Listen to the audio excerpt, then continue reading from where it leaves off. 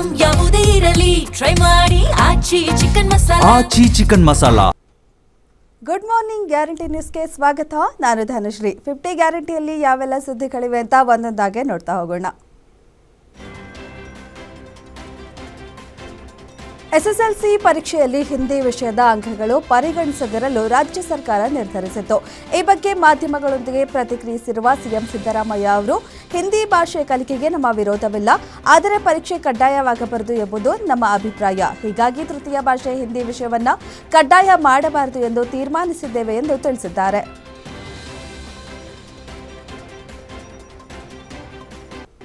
Karnataka police ಇಲಾಖೆಯಲ್ಲಿನ 153 ಅಧಿಕಾರಿಗಳಿಗೆ 2025ರ ಮುಖ್ಯಮಂತ್ರಿ ಪದಕ ಘೋಷಿಸಲಾಗಿದೆ. ಪ್ರಜ್ವಲ್ ರೇವಣ್ಣ ಪ್ರಕರಣದ ಎಸ್ಐಟಿ ತನಿಖೆಯಲ್ಲಿ ಪ್ರಮುಖ ಪಾತ್ರ ವಹಿಸಿದ್ದ ಬಳ್ಳಾರಿ ಎಸ್ಪಿ ಡಾ ಸುಮನ್ ಡಿ ಪನ್ನೇಕರ್ ಸೇರಿದಂತೆ 6 ಐಪಿಎಸ್ ಅಧಿಕಾರಿಗಳಿಗೆ ಪದಕ ಲಭಿಸಿದೆ.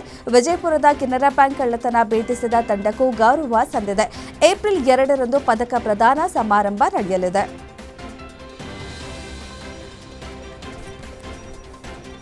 ದಾವಣಗೆರೆ ಬಾಗಲಕೋಟೆ ಬೈ ಎಲೆಕ್ಷನ್ ಅಖಾಡ ರಂಗೇರಿದೆ. ಬೈ ಎಲೆಕ್ಷನ್ ಕಣಕ್ಕೆ ರಾಜಾಹುಲಿ ಹಾಗೂ ದಳಪತಿ ಎಂಟ್ರಿ ಕೊಡಲಿದ್ದಾರೆ. ಅಸಮಾಧಾನಗಳ ನಡುವೆಯೂ 2 ಅಖಾಡದಲ್ಲಿ ಒಗ್ಗಟ್ಟಿನ ಹೋರಾಟಕ್ಕೆ ಮೈತ್ರಿ ನಾಯಕರು ಮುಂದಾಗಿದ್ದಾರೆ. ಇನ್ನು ಚುನಾವಣಾ ಪ್ರಚಾರಕ್ಕೆ ಎಚ್ಡಿಕೆ ಬಿವೈ ವಿಜಯೇಂದ್ರ ಆಹ್ವಾನ ನೀಡಿದ್ದು, ಸೋಮವಾರದಿಂದ ಪ್ರಚಾರದಲ್ಲಿ ಯಡಿಯೂರಪ್ಪ ಹಾಗೂ ಎಚ್ಡಿಕೆ ಭಾಗಿಯಾಗಲಿದ್ದಾರೆ.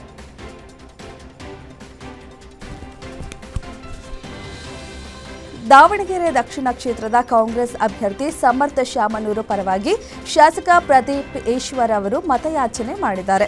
ನಗರದ ಪ್ರಮುಖ ಬೀದಿಗಳಲ್ಲಿ ತೆರೆದ ವಾಹನದ ಮುಖಾಂತರವಾಗಿ ಹಾಗೂ ಕಾಲ್ನಡಿಗೆ ಮುಖಾಂತರವಾಗಿ ಮತಯಾಚನೆ ಮಾಡಿದ್ರು. ಈ ಸಂದರ್ಭದಲ್ಲಿ ನಗರದ ಜಯದೇವ ವೃತ್ತದಲ್ಲಿ ಬಹಿರಂಗ ಸಭೆಯನ್ನ ಉದ್ದೇಶಿಸಿ ಮಾತನಾಡಿದ ಅವರು, ಕಾಂಗ್ರೆಸ್ ಸರ್ಕಾರದಿಂದ ರಾಜ್ಯ ಅಭಿವೃದ್ಧಿಯಾಗಿದೆ. ಸಮರ್ಥ ಶಾಮನೂರು ಅವರಿಗೆ ಎಲ್ಲ ಅಹಿಂದ ಮತದಾರರು ಮತದಾನ ಮಾಡಬೇಕು ಎಂದರು. ಬೈ ಎಲೆಕ್ಷನ್ ಅಖಾಡ ದಾವಣಗೆರೆ ದಕ್ಷಿಣ ಕ್ಷೇತ್ರ ರಂಗೇರ್ತಿದೆ. ಕಾಂಗ್ರೆಸ್ ಅಭ್ಯರ್ಥಿ ಸಮರ್ಥ ಶಾಮನೂರು ಪರ ಘಟಾನುಘಟಿಗಳೇ ಅಖಾಡಕ್ಕೆ ಇಳಿದಿದ್ದಾರೆ.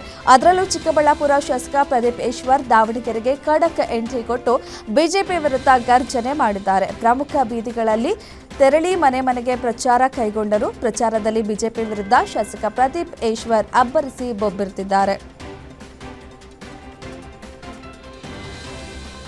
ದಾವಣಗೆರೆ ದಕ್ಷಿಣ ಕ್ಷೇತ್ರದ ಉಪಚುನಾವಣೆಯ ಹಿನ್ನೆಲೆಯಲ್ಲಿ ಕಾಂಗ್ರೆಸ್ ಅಭ್ಯರ್ಥಿ ಸಮರ್ಥ ಶಾಮನೂರು ಅಧಿಕೃತವಾಗಿ ಚುನಾವಣಾ ಪ್ರಚಾರಕ್ಕೆ ಚಾಲನೆ ನೀಡಿದ್ದಾರೆ. ತಮ್ಮ ತಾತ ಹಿರಿಯ ನಾಯಕ ಶಾಮನೂರು ಶಿವಶಂಕರಪ್ಪ ಅವರ ಹಾದಿಯಲ್ಲೇ ಸಮರ್ಥ್ ಕೂಡ ಹೆಜ್ಜೆ ಇಟ್ಟಿರುವುದು ವಿಶೇಷ. ಶಾಮನೂರು ಶಿವಶಂಕರಪ್ಪ ಅವರು ಪ್ರತಿ ಬಾರಿ ಚುನಾವಣಾ ಪ್ರಚಾರ ಆರಂಭಿಸುತ್ತಿದ್ದ ದಾವಣಗೆರೆಯ ಈಶಾನ್ಯ ಮೂಲೆಯ ಆನೆಕೊಂಡದ ಬಸವೇಶ್ವರ ದೇವಸ್ಥಾನದಿಂದಲೇ ಸಮರ್ಥ್ ಕೂಡ ಪ್ರಚಾರ ಆರಂಭಿಸಿದರು.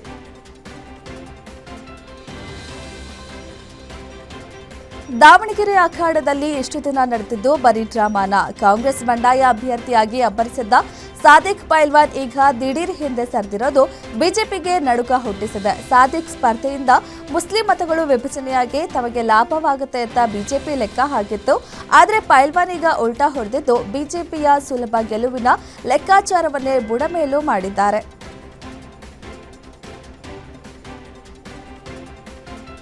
ಜಿಬಿಎ ರಚನೆಯಾದ ನಂತರ ಮೊದಲ ಬಾರಿಗೆ 5 ಪ್ರತ್ಯೇಕ ಪಾಲಿಕೆಗಳಿಗೆ ಬಜೆಟ್ ಮಂಡನೆಯಾಗಿದೆ.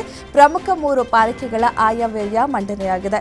ಉತ್ತರ, ಪಶ್ಚಿಮ ಮತ್ತು ದಕ್ಷಿಣ ಪಾಲಿಕೆಗಳ ಬಜೆಟ್ ಅನ್ನು ಆಯುಕ್ತರು ಮಂಡಿಸಿದ್ದಾರೆ. ಆದಾಯ ಕ್ರೋಢೀಕರಣದ ಹೆಸರಿನಲ್ಲಿ ಹೊಸ ಖಾತೆಗಳಿಗೆ 2% ಹೆಚ್ಚುವರಿ ಹೊರೆ ನೀಡಲಾಗಿದೆ.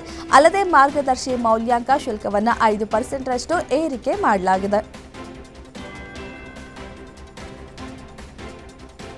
ರಾಜ್ಯದಲ್ಲಿ ಎಸ್ಎಸ್ಎಲ್ಸಿ ಪರೀಕ್ಷೆಗಳು ನಡೆಯುತ್ತಿವೆ. ಆದರೆ ಬೆಳಗಾವಿ ಜಿಲ್ಲೆಯ ಚಿಕ್ಕೋಡಿ, ಶೈಕ್ಷಣಿಕ ಜಿಲ್ಲೆಯ ಮೂಡಲಗಿಯಲ್ಲಿ ಶಿಕ್ಷಣ ಇಲಾಖೆಯ ಸಿಬ್ಬಂದಿಯ ಬೇಜವಾಬ್ದಾರಿತನ ಪರಾಕಾಷ್ಠೆ ತಲುಪಿದೆ. ಮಕ್ಕಳ ಭವಿಷ್ಯ ನಿರ್ಧರಿಸುವ ಉತ್ತರ ಪತ್ರಿಕೆಗಳನ್ನು ಯಾವುದೇ ಭದ್ರತೆ ಇಲ್ಲದೆ ಬೈಕ್ನಲ್ಲಿ ಸಾಗಿಸುವ ಮೂಲಕ ನಿಯಮಗಳನ್ನು ಗಾಳಿಗೆ ತೂರಲಾಗಿದೆ. ಪರೀಕ್ಷಾ ಸಿಟ್ಟಿಂಗ್ ಸ್ಕ್ವಾಡ್ ಆಗಿದ್ದ ಎಸ್ಆರ್ ಬೆಳಗಲಿ ಮತ್ತು ಡಿ ದರ್ಜೆ ನೌಕರರು ಈ ನಿಯಮ ಬಾಹಿರ ಕೃತ್ಯ ಎಸಗಿದ್ದಾರೆ.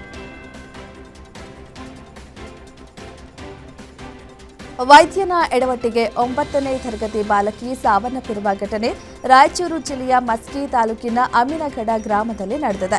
ಮಾರ್ಚ್ 26ರಂದು ಜ್ವರ ಅಂತ ವೈದ್ಯನ ಬಳಿ ಚಿಕಿತ್ಸೆಗೆ ಬಂದಿದ್ದ ಸಿಂಧುಗೆ ವೈದ್ಯ ನೀಡಿದ ಇಂಜೆಕ್ಷನ್ನಿಂದ ರಿಯಾಕ್ಷನ್ ಆಗಿ ರಾತ್ರಿ ಮೈಮೇಲೆ ಗುಳ್ಳೆಗಳು ಬಂದು ಬಾಲಕಿ ನರಳಾಟ ನಡೆಸಿದ್ದಾಳೆ. ಹೆಚ್ಚಿನ ಚಿಕಿತ್ಸೆಗಾಗಿ ಮಾನ್ವಿ ಆಸ್ಪತ್ರೆಗೆ ದಾಖಲಿಸಿದ್ರು. ಚಿಕಿತ್ಸೆ ಫಲಕಾರಿಯಾಗದೆ ಬಾಲಕಿ ಮೃತಪಟ್ಟಿದ್ದಾಳೆ.